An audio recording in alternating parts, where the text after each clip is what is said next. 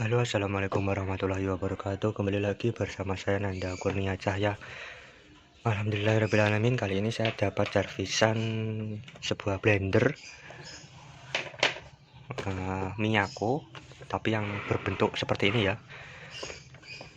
Oke, di sini saya belum mengetahui untuk kerusakannya seperti apa, soalnya yang menerima barang ini bukan saya, melainkan yang menerima ini ibu saya. Jadi ibu saya nggak bilang ke saya rusaknya ini gimana.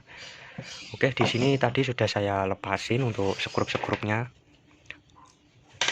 Sekrup-sekrupnya ini sudah saya lepas dan belum sama sekali saya cek. Nah, saya lihat di sini masih baru. Untuk mesin-mesinnya ini kelihatannya masih baru, soalnya tidak ada karat sama sekali.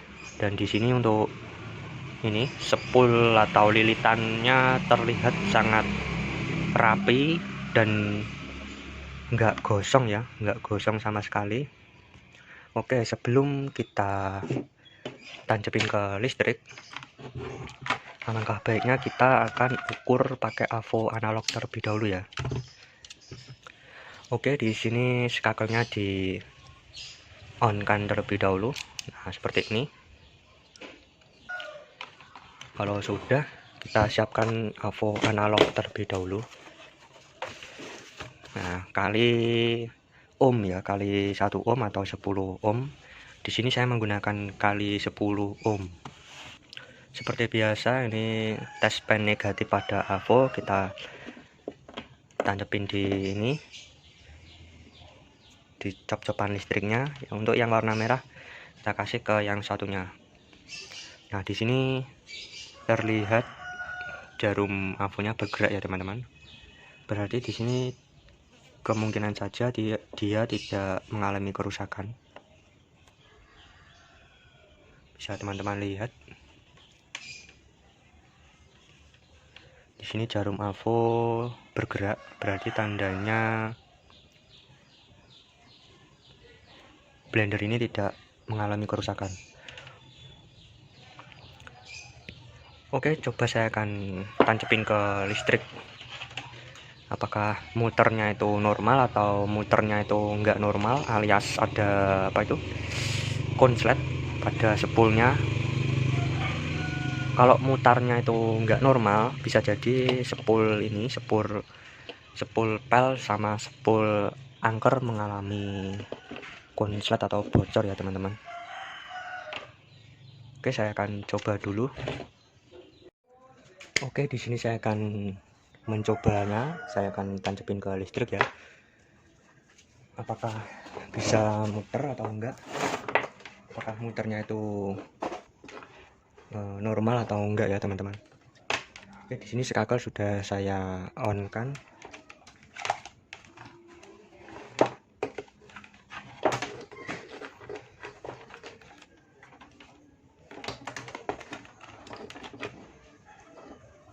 Oke, saya nyalakan. Bismillahirrahmanirrahim. Nggak apa-apa ini.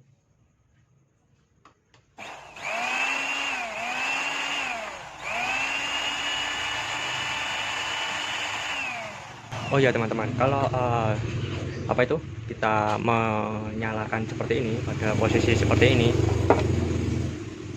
Oke, sebentar saya. Kalau kita posisinya mengecek ya teman-teman, mengecek blender, terus skakelnya di seperti ini, terus ini ditancepin, jangan sekali-sekali waktu nyala blender skakel ini jangan dipegang ya.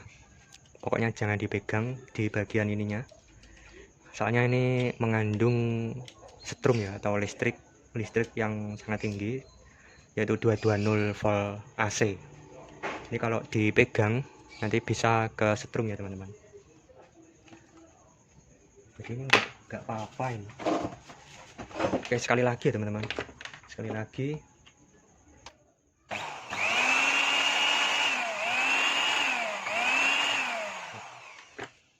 Untuk blender yang bermasalah itu biasanya di brostelnya itu dia mengeluarkan api ya, percikan api yang sangat besar.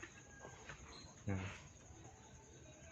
kalau muncul api yang sangat besar itu kemungkinan bisa saja spool pelnya ini terbakar atau konslet, bisa juga spool angkernya ini konslet ya teman-teman.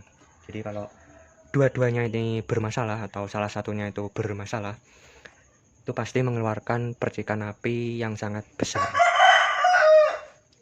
Oke, di sini tadi saya cek tidak muncul percikan api. Nah, di sini saya cek tidak muncul percikan api, jadi intinya blender Miyako ini masih normal ya teman-teman, jadi nggak rusak sama sekali. Untuk pengalaman saya ini kalau seperti ini itu biasanya yang punya ini atau usernya ini biasanya bermasalah pada stop kontak listrik di rumahnya ya, seperti ini.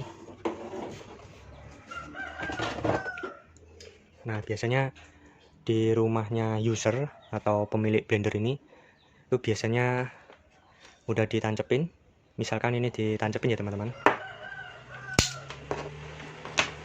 misalnya ini sudah ditancepin, lalu kok di skakel nggak bunyi, di skakelnya ini di on kan nggak bunyi. Nah, terus dibawa ke bengkel ternyata tidak ada yang rusak, kemungkinan saja penyebabnya adalah di stop kontak rumahnya si pemilik ini ya, sepemilik. Nah, kemungkinan bisa jadi kabelnya stop kontak ini ada yang putus atau longgar, kemungkinan di dalamnya stop kontak ini longgar, jadi dia nggak nempel di ini, nggak nempel di cop-copan listriknya ini. Nah, jadi untuk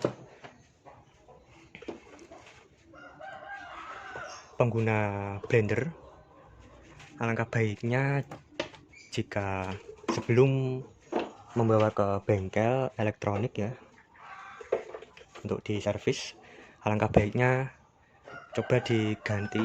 Misal ya teman-teman, misal di sini kok nggak nyala, nah kita coba saja pindah ke stop kontak yang lainnya.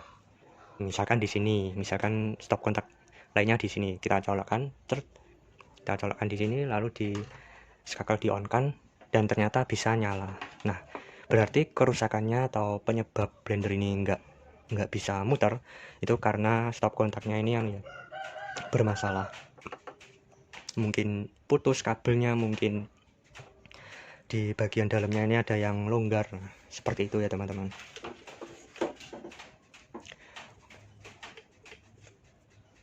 Saya sering menerima seperti itu, soalnya saya sering dulu sampai sekarang bahkan itu kata pemiliknya, oh, di rumah saya nggak bisa mas, di rumah saya itu sudah saya coba berkali-kali tetap nggak bisa nyala. Nah, setelah dibawa ke bengkel sini, setelah dibawa ke sini, saya colokkan, belum saya bongkar, saya colokkan dan langsung nyala. Berarti itu kerusakan terletak di stop kontak di rumahnya ya, di rumah si usernya ini.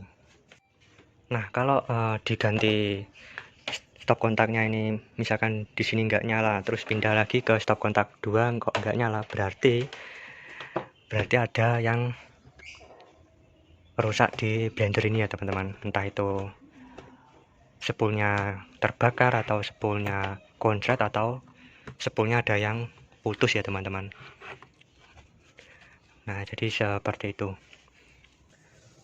Oke, mungkin video kali ini sampai di sini, hanya itu saja yang bisa saya bagi kepada teman-teman servis atau khususnya yang punya blender.